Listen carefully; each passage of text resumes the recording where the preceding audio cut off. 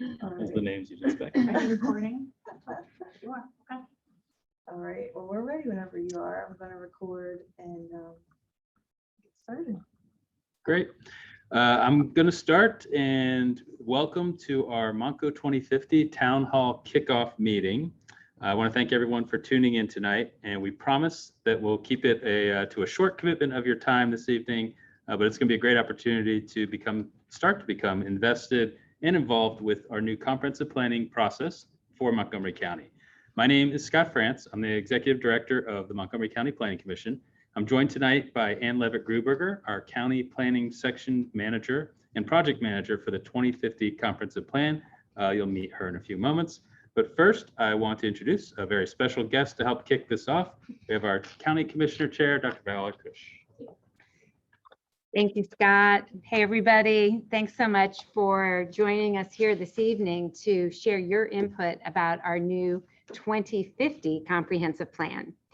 As I'm sure you all know, Montgomery County is always changing, and forces like sustainability, climate change, mobility demands, and our collective health, both during and since COVID-19, are shifting the way that county residents work, learn, and live. Montco 2050, a comprehensive plan for a changing world, will update the county's 2015 plan. Comprehensive plans must be done every 10 years, and we're at that time. A comprehensive plan is a long-range plan. It's a guide for the growth and physical development of a place. The county plan provides an overall land use and growth management framework for local municipalities and provides guidance on issues that cross local boundaries, like highways and public transportation, flooding and stormwater issues, trails, growth and redevelopment, shopping needs, impacts of large developments, housing needs, natural systems, and economic growth. Montgomery County's current comprehensive plan is Montco 2040, a shared vision. This has been the county's most successful comprehensive plan to date. Why? Because the plan was written with significant community input and was written to be used, not to sit on a shelf. We have consistently turned to this plan over and over since its adoption in 2015. Its policies and goals were written to be things that could be implemented by the county's various departments, as well as with the help of our community partners. The annual implementation updates that the county publishes each year highlight many of the successes that the county, our 62 municipalities, and others have had in implementing the plan's goals. Among those successes was the creation of the Montco 2040 Implementation Grant Program, which has funded more than $12 million in project funds since its implementation to municipalities for municipally led projects that also help to implement the comprehensive plan's ideas at the local level. The truth is that any comprehensive planning process isn't going to be successful without your input. You are one of the most important components of this effort. We want to make this multi-year planning process as transparent and inclusive and equitable as possible. So while the county will be kicking off its outreach process officially in 2023, we're taking some time now to start listening to what county residents have to say. Right now, County Planning Commission staff are working on compiling background information for this plan. This is a very important step that lets us know what the current pulse of the county is and lets us quantify the changes that are taking place here. To that end, staff have been having focus group conversations with county staff and some outside partners to start thinking about what changes the county is experiencing now and what the county's future might look like as we look toward the horizon of 2050. This is a multi-year process for us. So if you weren't able to join us tonight, you have plenty of time to watch this presentation and submit comments whenever it's convenient for you. Plan adoption for Montco 2050, a comprehensive plan for a changing world, is expected in mid-2025. Thanks so much. And with that, I'll turn it back over to Scott France. Thank you, Commissioner. So tonight, our purpose is straightforward. If I get the next slide here. You might just need to like select. Sorry about that. Whether you have joined us tonight wondering what a comprehensive plan is and maybe focused in on a specific issue in the county that you're passionate about, or if you're someone who is engaged with prior planning efforts at the county or at your local municipal level, maybe you've even partnered with the Planning Commission or other department staff, and I do see some familiar names in our group tonight. We hope there's a little something for you this evening in this presentation and the kickoff on how you can be involved going forward. We're going to spend another 20 minutes or so in presentation mode and review what a comprehensive plan is, why it's important. We'll talk a little bit about the theme of change and cover the next steps and how to provide initial feedback. Then we'll open it up to any questions and offer the floor if anyone would like to start right away sharing their initial thoughts or what we'll be calling your Montco story. So let's begin with the talking about what a comprehensive plan is and what Montco 2050 will be like. Topics include, and this is laid out in the municipality's planning code as a state law, the MPC as we call it, where it kind of shares everything that needs to be in a comprehensive plan, but it's not limited to just that. And the things it includes start first and foremost with land use, both now and in the future. How land use relates to natural resources, those uses that have a regional impact or significance that go across borders, how you plan for the preservation or enhancement of prime agricultural land. Being in Pennsylvania, that is of course an important issue across the state and here in Montgomery County. And historic preservation, how we hold on to those things that show where we came from. Other issues include housing, looking at the present and future population and how our housing stock is meeting the needs now and upcoming across the county.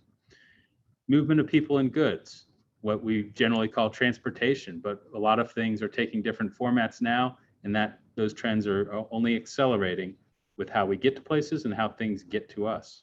Community facilities and utilities, a lot of the infrastructure that allows us to accomplish our needs. And natural and historic resources, again, those valuable internal components that we draw from to keep life in Montgomery County going. Our water supply is another specific thing mentioned, but it also gets to how all these various plans complement each other and interrelate. It's not just look at your open space, look at your preservation, or look at your housing. It's how they come in together, and we realize during the planning process that each area impacts the others. And then short and long-term implementation strategies. That's something we're really focusing on, and I'll touch on in a bit more, but how we get to the goals that come out of this plan. I also want to note the contrast and interdependence between the county comprehensive plan and our municipalities. We have 62 within the county. Each of those have their own comprehensive plan, some in very different states of how recently they've been updated. The MPC asks that everything be updated at least every 10 years, but not every place is on that schedule. But you have all these plans around, and the beauty, I think, of the positive aspects of how the MPC works is that the local plans and the county plans have to be consistent with each other. So as people in their communities start identifying their needs, they can draw on the goals of the county comprehensive plan and see how they're matching those. And we, in turn, when we're doing the county plan, can make sure we're integrating that what our citizens care about in their local communities. And it all kind of goes back and forth. And when you see something not consistent, then you start to look at it even closer and figure out how do we come to the best medium. And then, excuse me, the purpose of the comprehensive plan. I wanted to make a couple points on this. The first one being educating people on the county's strengths, weaknesses, and opportunities. Something we're always doing at the Planning Commission, but really this once every 10-year effort really takes on prime importance. It's a chance to really dive in and assess where things stand, collect all our data, and come out with some really significant data points that help us identify where we need to go next. In past decades, the comp plan took on an almost encyclopedic nature of facts and figures and references. We've evolved away from that and trying to narrow down these both length and usability while increasing the usability of the plan. But we're currently assembling, as Dr. Akush said, the data that will help form the baseline for the visioning and goal setting that will take place in 2023 and 2024. Establishing guidelines for growth and development. At the Planning Commission, we review every land development proposal that comes in.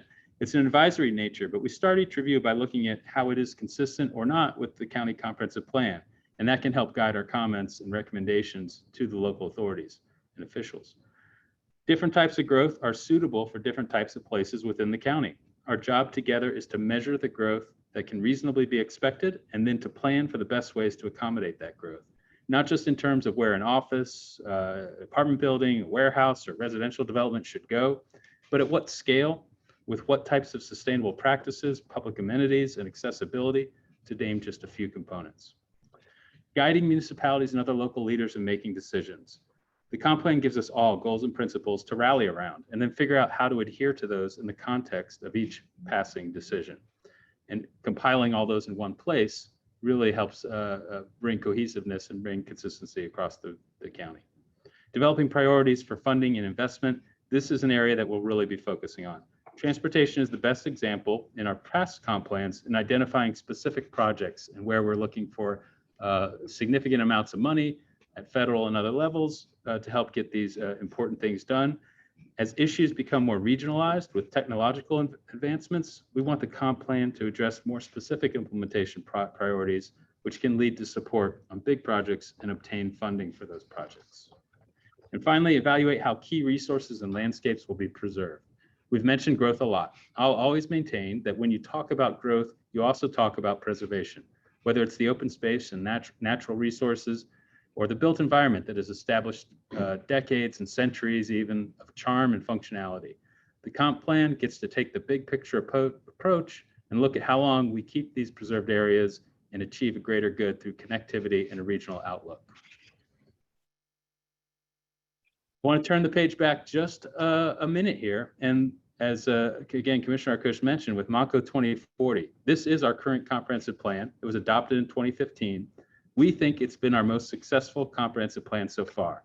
And hopefully there's no one out there from the 1975 plan that's grumbling right now, but we'll assume that's not the case.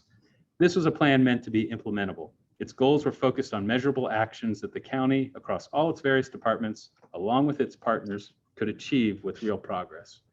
Each year since it was adopted in 2015, the county publishes an implementation update, which helps us keep track of the amazing work that's being done here. What's striking from those reports each year is how many people are involved, both across the county internally, but also our partners, our municipalities, our nonprofits, the business community, and other government and regional agencies, all coming together and whether they know it or not, sometimes reaching some of the goals that are in the comp plan and identifying where those successes occur so that we can continue to replicate them. The Montco 2040 Implementation Grant Program is one other component I do want to call attention to. This was incredibly organized and put together after the adoption of the comp plan by our county commissioners and established in 2016. It allows us to fund local projects and municipalities that implement the goals of Montco 2040 on the ground in their communities. They have ties to the themes of the plan, directly to the themes of the plan of vibrant economies, sustainable places, and connected communities. So far, this program, which still continues on an annual basis, has provided over $12.5 million in grants, 113 projects, and 51 of our 62 municipalities have participated and been aided by this funding stream. And whatever money comes from the county, it gets leveraged into additional money, both private sector, other public, state and federal levels, and local contributions as well. So it's really a team effort, but it takes that seed to get planted to see these results happen. And if you tour any area of the county, and we just had fortunately the opportunity to do so in the Upper Procurement last week with our planning board, you can see these projects coming together. And now that we've had several years of the implementation, you drive by and there's a project here and a project there, and they're really improving quality of life and addressing needs that just needed a little bit of inspiration and a little bit of money to get accomplished.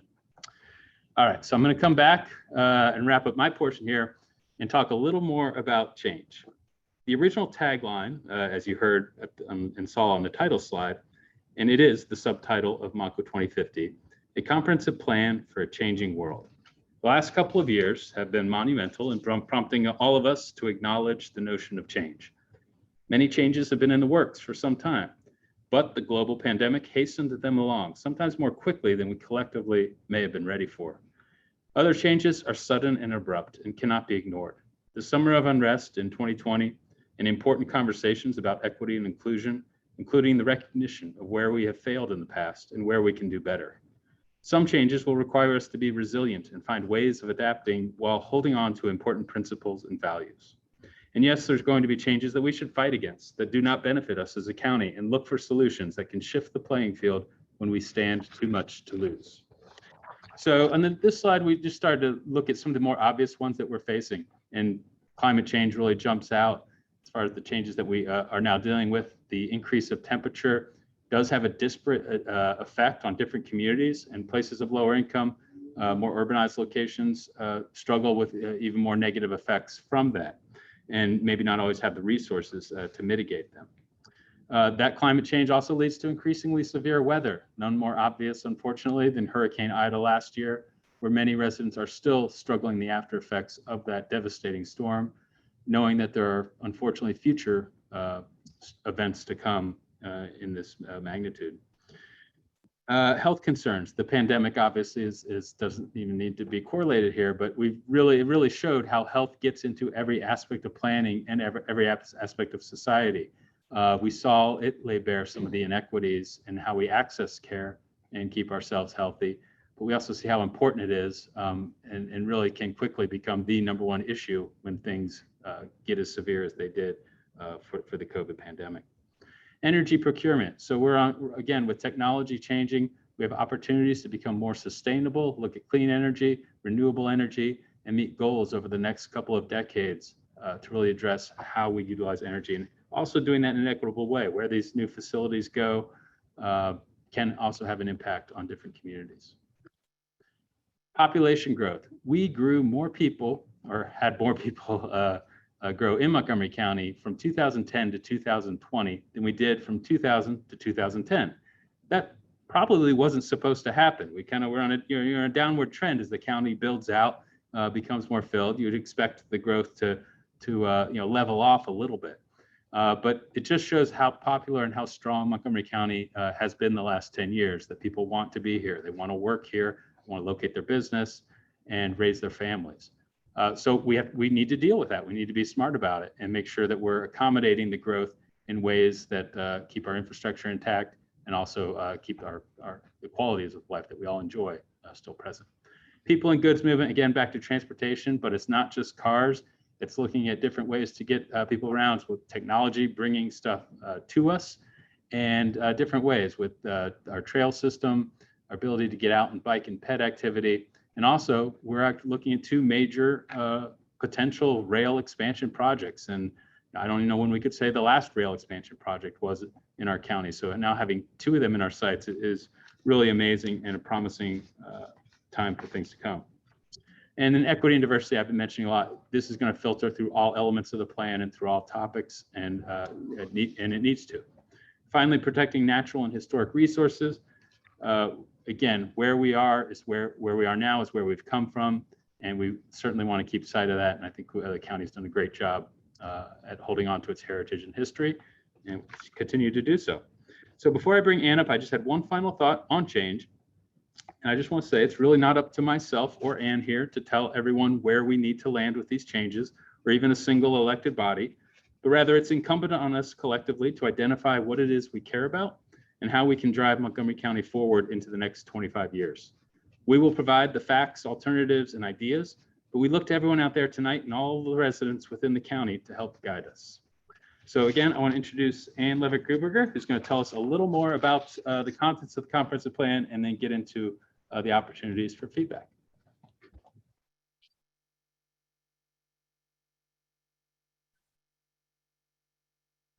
Thanks, Scott, and good evening, everyone. I think I will leave the camera as it is. So you may not be accustomed to looking at the county map, let alone one that's in shades of green, yellow, and purple. But this is a map of the future land uses of Montgomery County, and this new Montco 2050 plan will surely have lots of maps in it. But one of the most important functions of our county comprehensive plan is to lay out literally our land use priorities for the future. These future land use categories take a lot of factors into account, including areas to preserve, the density of development, neighborhood character, existing features, and access to infrastructure, things like roads, water, and sewer. The comprehensive plan considers housing needs. Housing is such an important factor in how we plan for the future because housing needs are so complex. The stereotypical family of yesteryear, the nuclear family with 2 parents, 2 kids, and a puppy, has given way to multi-generational households, smaller household sizes, people aging in place, and households where someone has a disability or may have one in the future. These and other issues make finding the perfect home, let alone an affordable home, a challenge for all of us. How and where we live in the future is shaped by the policies that we put into place now. As Scott was saying, the comprehensive plan looks at how and what we move. The way that we move and travel and commute is changing too. Maybe you're not stuck in traffic anymore because you're not driving to and from work every day like you used to. But that may mean that the goods and services that you once traveled to are now traveling to you. This plan will consider policies and recommendations that help people walk, bike, and get around safely. And it will also consider the how and where of deliveries and freight, something that's changed significantly in the last 10 years and will likely keep changing as we make our way through this planning process. Plan will consider what we should preserve. Part of looking toward the future is also remembering the past. I would guess that each and every one of our 62 townships and boroughs has historic homes, places of worship, parks, farms, and even infrastructure like the bridge that I put on this slide that adds to local community character and merits protection or historic designation in some way. Taking a look at the things that residents cherish and thinking about how these places can thrive or even evolve in the future is an important part of this planning process. The plan will look at employment and our economy. So back to talking about work, how and where people work has changed significantly in the 10 years since we last wrote a comprehensive plan, but that doesn't mean that workplaces big and small don't matter, and that there are plenty of jobs that are still very much tied to place. Shopping centers, hospitals, public schools, government offices, and restaurants all need people to show up to work on a daily basis because these are places that people are still showing up to. So this plan will examine employment trends, employment centers, and the current and future trends that will affect our various workplaces. The plan will consider infrastructure and utility needs. These are the things that happen behind the scenes or in many cases below the ground. Our broadband needs, because you can't work or learn from home or stream your favorite TV show, have certainly changed in the last 10 years, but so have our water and sewer utility lines, our emergency services needs, or even the things that we throw away because your garbage has to go somewhere. These are all things that affect our communities and how we plan for our future. Last but not least, the comprehensive plan will address things like health, equity, and sustainability. These are not necessarily things that were originally prescribed to go into a comprehensive plan, but they really do deserve a place in how the county plans for the future. Many planning policies of the past, and some that are still on the books, are rooted in ideas and mindsets that don't work with modern society, let alone the laws that are on the books today. We cannot turn a blind eye to this. See, so these images are maps that are showing redlining that took place in the Philadelphia area based on maps made by the federal government's Homeowners Loan Corporation that date back to the 1930s and 40s. These were homeownership policies put into place that are still affecting neighborhoods today, both in Philadelphia and in the suburbs of Montgomery County. This plan will have themes of equity and sustainability woven throughout, as we cannot have an equitable future without trying to understand the inequities of the past. So what's next for Montco 2050? Our general timeline looks a little bit like this. Right now, we are working on gathering background materials and documents. We have this public outreach process that we are starting tonight. As Commissioner Arkush mentioned, we've been having some targeted focus groups with our staff to think about what what some of these changes that we've been talking about are and how they might affect our planning process. We've also created a website, which I have on the final slide of this presentation, so you'll see that in a minute. On board for things that are happening next, we have an advisory committee that we will be putting together. We had one for Montco 2040, and it was a very helpful way of bringing in outside input to our planning process. We'll have workshops, public workshops on the themes and goals that come out of this initial public outreach process, and eventually a draft policy plan that will be created for everyone's review. And again, this is a very, very long-term planning process. Our final plan is targeted for adoption sometime in 2025. What am I asking from you? First and foremost, we need you to make this plan successful. Hopefully, you are willing and able to take our survey. It is available online at the website that's posted on the slide. You should be able to access it with the QR code as well. The link is also posted on our website. It is currently available in English, but we are working on translating it into Spanish and Korean for people who are looking for the survey in another language. You're also more than welcome to contact us if you need it in a format other than an online survey. We're happy to provide you with a paper copy. This is our first step in getting feedback from all of you. But if a survey is not quite what you're looking for, you can leave longer feedback on our Padlet. This is basically an online page for a Post-it note, a picture, a link to an article, information that you'd like us to see. It's a great way of sharing information with us that you might not otherwise be able to give us. You can also invite us. I am happy to give you the presentation or give you the link when we're done. You can invite us to pop up at an event. We are in the process of planning some pop-ups of our own, but we are happy to come to an event that you're planning or hosting, give a community day or an organization that you're active with that would like a guest speaker. We are happy to come to you, and we would love to share some of this information with you and get feedback from you at some place that is convenient. And again, we need you to be a part of this process for this plan to be successful. Share our links on social media. You can invite us to a municipal meeting or gathering. As we progress further into this planning process, don't be afraid to come to a public meeting that we have. We need your participation to make this plan a successful one. For more information on this plan, you can go to our website, which is montcopa.org/Montco 2050. It has all of the links that I just showed you for the survey and the Padlet. We'll be posting more information there as we progress. My email address is also here on the slide. I'm happy to take questions or comments after this meeting as well.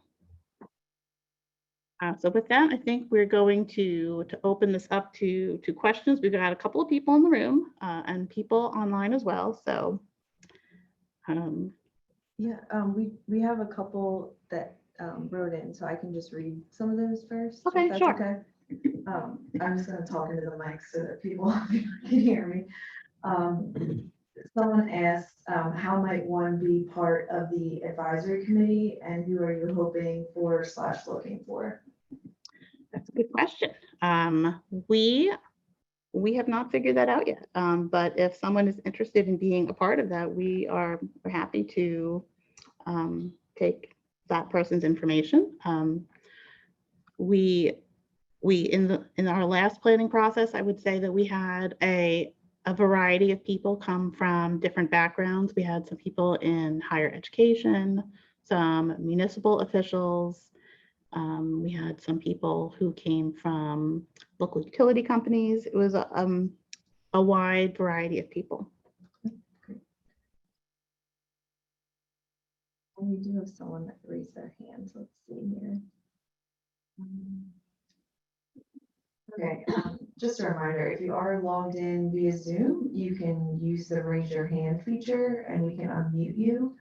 Or if you'd like to type your question in the chat, we can also read it from there.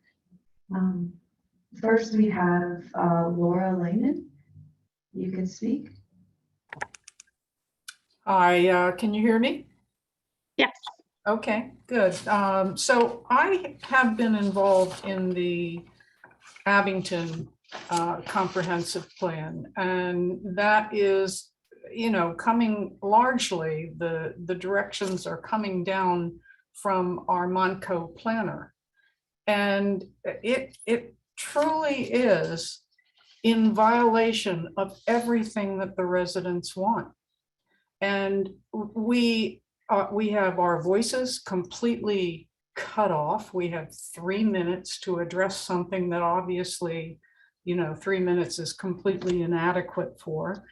And half the time, we're actually spending our 3 minutes talking about the fact that we don't have adequate time to speak. And the process is being based on population figures that are completely bogus and wrong.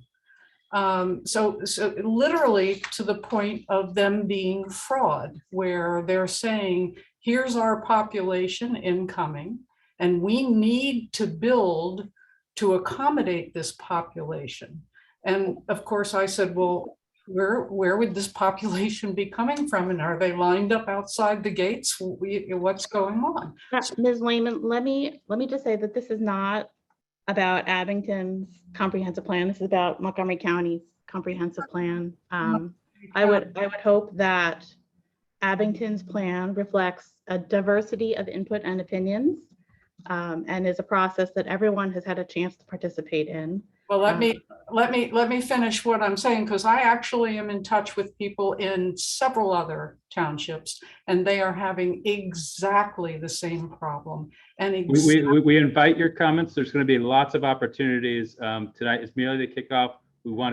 I encourage you to go online and share your suggestions. I'm trying to share right now, because we have ways that you experienced in your local planning effort that you think would improve our process. We welcome those ideas. And like I said, we're going to have multiple opportunities through the next 2.5 years, and I promise you will not feel cut off from participating in that. I'm trying. If there's anything else we can address tonight, so that these people that are listening know right from the get-go what to look for, and literally, so I have some experience, and it is coming down from Montco. Okay, and the chair of your planning commission at Montco had a grand jury hearing over the very things that I'm gonna have to ask you to give others the opportunity to speak again. Please share any suggestions online, and thank you for coming in today. Okay. We've got a question in the room. Yeah, sorry, would you mind, just so that people can, if you don't, just talking into the thing. Hi, my name is Alex from Castro. So the 2040 plan, some of the information on stormwater goes off of the Pennsylvania Act 176. Then they had a bunch of temple studies, and I think a lot of basins were recommended, and then that kind of fell to the wayside. And so I would really hope that stormwater is considered, because sometimes the projects are just a little too big for us to find within the municipality and pen bets, and sometimes it's great for going for their needs. Yeah, that's a great point, and I think we're in a much better place. 10 years ago, the amount of funding available for stormwater, I think, is increasing as we speak with some of the both federal and state opportunities that are around the corner. Certainly been a focus in our office, and we hear from the residents, and then Ida unfortunately made it even more apparent that it's one of our top priorities in the county. So it'll be a huge focus within this plan, and fingers crossed we'll have more resources as well to deal with it. Are they done?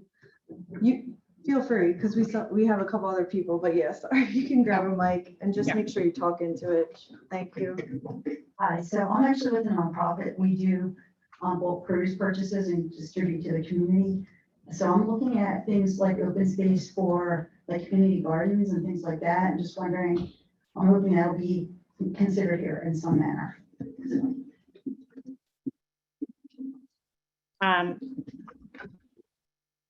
I think that yes, we are looking to promote local agriculture as much as possible. We do have a farmland preservation program that preserves larger areas of land, but We definitely are in support of urban gardening and growing more produce. Montco 2040 program just helped fund a project in Ambler to do community gardening members there. So love to see more of that. Yeah, that was going to be my next point. I'm glad that you and I are on the same page. Okay, we have a few folks online. We'll go to Joy Birdie, if you want to unmute. Yes, hello, thank you for this opportunity. My name is Joy Berge. I'm a resident of Springfield Township and I've lived in the county for many years. I was pleased to see that one of the first slides you showed talked about the serious impacts we're looking at of climate change, severe weather, health impacts of climate change, and energy procurement. And to that point, I know that I know that the county is looking at solar energy as a way to power county operations. I think that's terrific. We need to be a leader on this. So I just would encourage that as a high priority because of the many benefits. So thank you. Thank you. Thank you. Stay tuned. We are exploring a regional partnership with the solar energy and on a large scale. So hopefully that'll. Yeah. Okay. Next, we will go to Alexandra Klinger. You can unmute.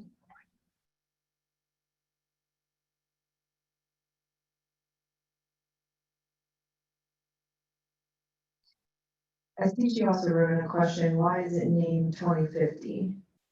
Oh. Yeah. Oh, go ahead. Sorry. Was that going to be your question? No, I was curious about that. It's just named 25 years ahead of when it's finished.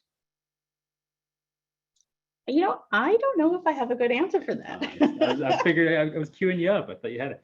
It didn't have to be that. We did 2040 10 years ago. So it really made sense to, advance it another 10.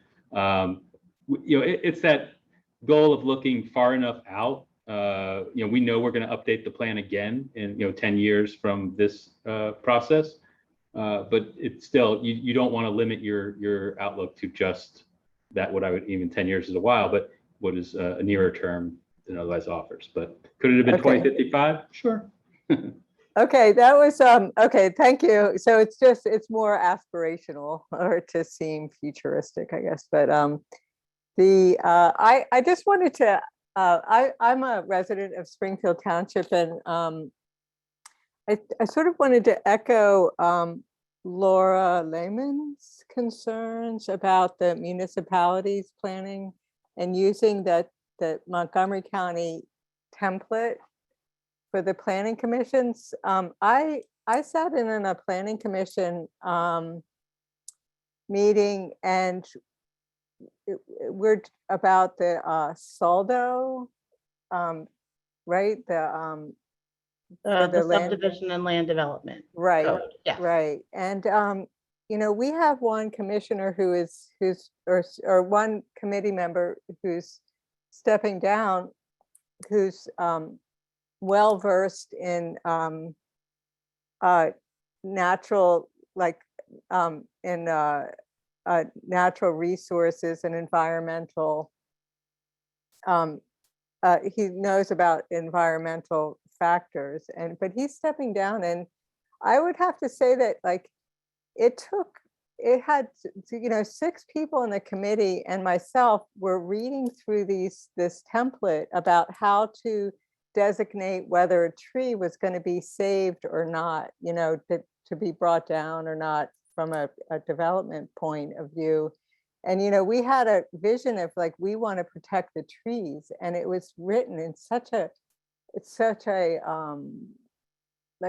it took a logic expert to try to figure it out. And I'd like to encourage the Montgomery County Planning Commission to have environmental people that know about environmental factors and know about how to determine whether a tree is important or not. And I mean, I think every tree is important, but things like that, so that people don't get caught up in like the red tape and not be able to do the vision of like protecting our natural resources. And I was, when you said you had no idea really how the advisory committee was going to be put together, that I would really encourage that many, that you recruit as many people for environmental planning as possible, because it's the land code is now geared really towards the developers, and and I know that it's a common theme through all the municipalities of people getting run over by. There's a lot of people upset with, and myself included, with unsustainable building practices that increase stormwater runoff, flooding, and unnecessarily take down trees and don't preserve the character of our neighborhoods just so people can make a buck. And I really hope that the Planning Commission can work towards remedying that, towards the environment, and keeping this such a great place to live, the great place that it is to live, and keeping it that way. And that's all. We appreciate those comments, and I think you make some good points. And I think when you're talking about the SALDO, that's being a legal document, and you won't get any argument here over the complexity sometimes and what seems unnecessary, but some of that is built in to really guard against the opportunities that happen at the legal level with people trying to take advantage of it. So it can work both ways, but this plan will not get into the minutia necessarily of that, but rather what the legalese of those documents need to ultimately get to. So we hope that through this process, the outcome of this plan, the next plans, when looking at the local level and implementing the codes that are going to get those goals formalized, that's when the right decisions are made, and hopefully you have the right people involved that can accomplish that. So we'll definitely take that into account. Thank you. Thank you. We have two other people with their hand raised. Gigi Tellin Moffitt. You can now unmute. Thank you for pronouncing that correctly. Hi, everybody. I appreciate everyone else's comments and questions, so this is really good. And thanks for inviting everybody into the conversation. I would like to ask two questions. First is, how reflective does my local planning comprehensive plan have to be? Does it have to directly reflect what you're producing? How tied to it is my local? Because in my local, and just as an example, my two parks are completely built out, and no new parks were added. So that was probably like a big mistake by our community members. But we're wondering, we do know that you are kindly sending people down to, meet with our planning commissions. I'm sure that was just some sort of kooky oversight, but I do understand that there are a lot of concerns about how tied your plan is to local municipalities and townships. So thank you so much for taking my question. Sure. So Gigi, generally consistent is the phrase that we use. We have the goal of having our plan be generally consistent with local plans, and then local plans be generally consistent with ours. So you're right that there's a question of timing. If you've made a plan that took a slightly different direction, maybe envisions a slightly different land use than what we envision for your neighborhood or your municipality, then we try to take that into account with what we're doing. But we're also creating plans with a very broad brush. Our policy maps especially are done very broadly. So so there may be differences, but I think generally speaking, we do try our hardest to have plans that are in sync with what is desired at the local level. And Pennsylvania law and legislation is no friend to the powers that we have at the county level. So we could draw an R map and indicate that, yes, this must be open space or natural resource area or what. If the municipality does not agree and put that into their plan, our authority to enforce that is essentially nil. But we can be a resource. We can, during that process, when they submit their plan, when we're doing our plan, there's room to go back and forth with some of that. And maybe we get our smaller victories during that process by trying to make things more consistent. We may have to compromise a little on how we view an area when appropriate. When it isn't, we don't. And vice versa for the community. So we try to be in at all planning levels, certainly in our community planning program as well, and address those because they do come up. And in the end, you can have a discrepancy here, a discrepancy there. It's aspiring to get as much cohesiveness and agreement is the goal. Thank you. Okay, next we have Dominic Frisella. You can unmute. Hey, Dominic Frisella here, resident of Lansdale, recently moved up here back in 2018. I have a few questions, I guess some of which were covered slightly. Number one, with the plan, being titled out to 2050, how much of this is looking at current, I guess, legislation or code on the books and how it needs to be shaped for the future plans as they move forward? Specifically my background is pedestrian and cycling, or my passion, I should say, is pedestrian and cycling safety. So yeah, just looking at the current plans now, a lot of them are just, make this a bicycle throughway, and all they do is paint a line on the road, which doesn't do anything for safety. So how is the plan looking to shape code as it moves forward? Right. So within the plan, we set those goals, and we had some of them in 2040. I think hopefully it's a positive thing that I think we are trending towards doing better in that regard. It's not an easy overnight thing, as you can imagine. And we're embedded in 80 years of car culture, which has kind of created a lot of the challenges that you're well familiar with. But having the policies made and having this launching point, then we work with PennDOT. And we're there at the table when they come to us each year. We talk about where can we start to address bicycle safety, what roads are feasible. Not all situations we're going to have much success for different reasons, and sometimes I lament those reasons. Other times we can move them a little bit. But having it in the plan, having the focus and the commitment to it is the start. And without that, you'd be even worse off. So. We feel that is going to be a primary part of this plan as well, and we look forward to trying to work with our partners too. I don't know if you're in the bike organizations; they're very strong, very helpful. They keep us honest, to keep us on our toes, and that's a good thing because it's an important issue that will help advance mobility. All right, fantastic. Yeah, and that ties into my next question of what other kind of regional groups are you working on? Is it just other municipalities, or even, I guess, some of the advocacy groups of infrastructure, which it sounds like you're tied in there as well?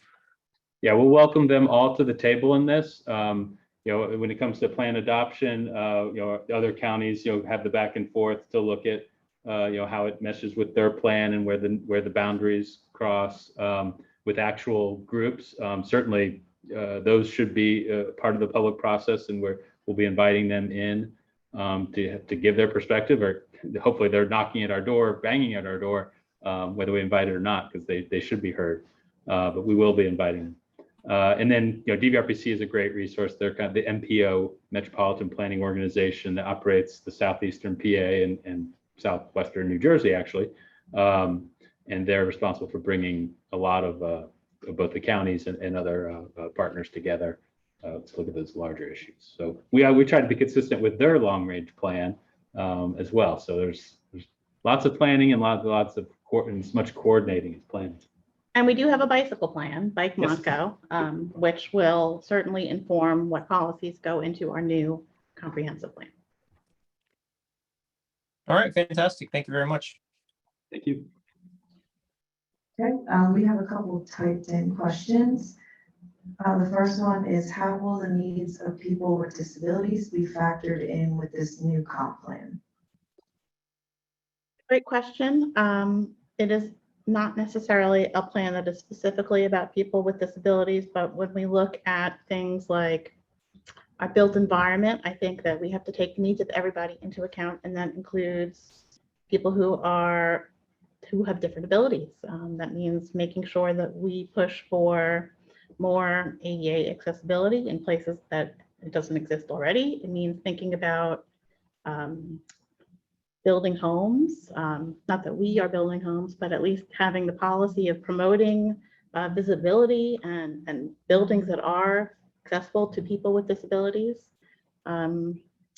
It's something that I think will be in the plan in a variety of ways, but the plan itself is focused around a lot of the categories that we shared earlier: housing and transportation and infrastructure and things of that nature. So I think that it's something that you will see in the plan as a tangential side note to these various bigger topics. Okay, we have another question around equity. I see the word equity sprinkled through the presentation. Please explain what you mean by equity, how it will affect existing homeowners and their properties. And please explain what the role of government, state, and county and local will play in this. I think that in terms of this planning process, equity can mean a lot of things, so it's a good question. I think that we're trying to be equitable with the outreach that we're doing for this plan, making sure that we have a diverse group of people and voices that are included in this process. Not just, I mean, so this Zoom session is just the starting point. I hope that we're able to include more people in different ways that we have in the past. I think equity also means making sure that we are promoting ideas and policies that are not inequitable. I think it also means that we want to make sure that the images that we use in our document are showing more than just stuff, more than just buildings and cars and trains and things of that nature. I want to make sure that we're displaying the county in a way that really reflects the diversity that the county has. So you had a lot in that first question. Sorry. No, that's okay. As far as how it affects individual property owners, I honestly don't think that there is anything in this plan that would affect an individual property owner. This really is a broad-based plan. We're really coming at it from 10,000 feet up, which sounds really cliched, but there really aren't any policies that I see being put into this plan that would have an effect on an individual property owner. But I think just to add on to that, with recognizing property equity, I think to me also speaks to not every property owner benefits in the same ways, and some of that is market-based, but other is policy-based, and things that have been done in the past through government action in many cases, as well as society, have been at a disadvantage to some, to the advantage of others. And I think just recognizing that first off allows us to look forward and say, okay, what are we doing now, and have we gotten past that, or what shortcomings do we still need to address? And I think it's fair to say that we're certainly not perfect, and we need to identify where improvements can be made. We have another typed in question. Is anything being done to promote the development of roundabouts as opposed to traffic lights in Montgomery County, which would be better for the environment, as cars would have to idle less and would be safer, and as there would be fewer potential points of an accident? I'm involved with my local municipality and others. I'm just thankful that roundabouts came into this presentation in question. I love that we can count on roundabouts, good or bad, from the comments, being part of it. You can answer the question. I will answer the question. And we have some people probably online on our staff who are just itching to chime in as well, our transportation side. Yes, roundabouts are gaining more prominence. PennDOT has been very positive in their advocacy of them. They do offer some really great solutions and improvements over certain types of intersections. And I personally can't wait to see more of them implemented here. They've really been launched successfully in other parts of the country when done right.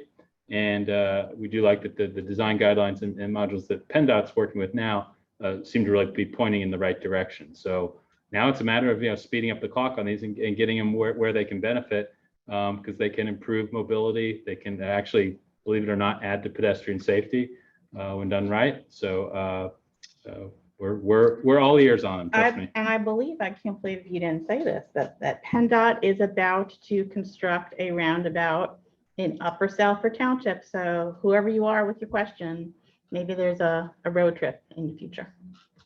Yep, we have a few in the county now, but not many really compared to what's happening in some places. Okay, we have one other question. Will this plan take the housing plan that was released by the county into account? Yes, absolutely. Double yes. Yeah, both Ann and I are involved with that plan, as well as their Office of Housing and Community Development and Commerce Department.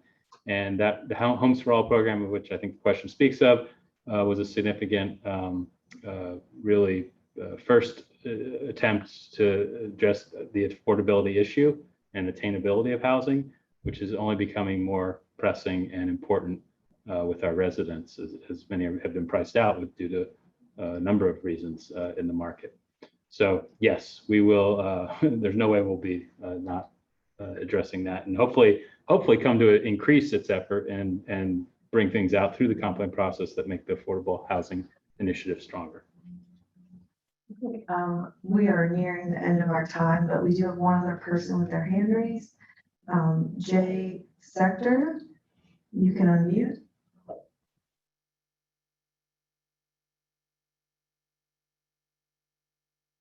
Jay, you just have to unmute on your end so we can hear you.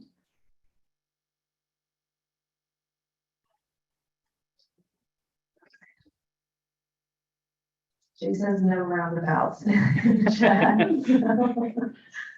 Love that too. That concludes That's what our this is for. questions. Any more questions from the people in the room? No? You'll probably think of 50, but not right. Well, please remember to visit the website, montcopa.org/Montco2050. And I don't think it was said before, this is just the start. It's a soft launch. We have grants applications out. We're trying to really go robust through over the next year and a half and have even more opportunity, we'll definitely have more opportunities, but even higher technical tools and resources to get feedback. So stay tuned, but this is the place to start, and we'll keep you informed and invite you out often. Over and over. Over and over. Yeah. Thank you, Thank everyone, you for your so time. much, everyone.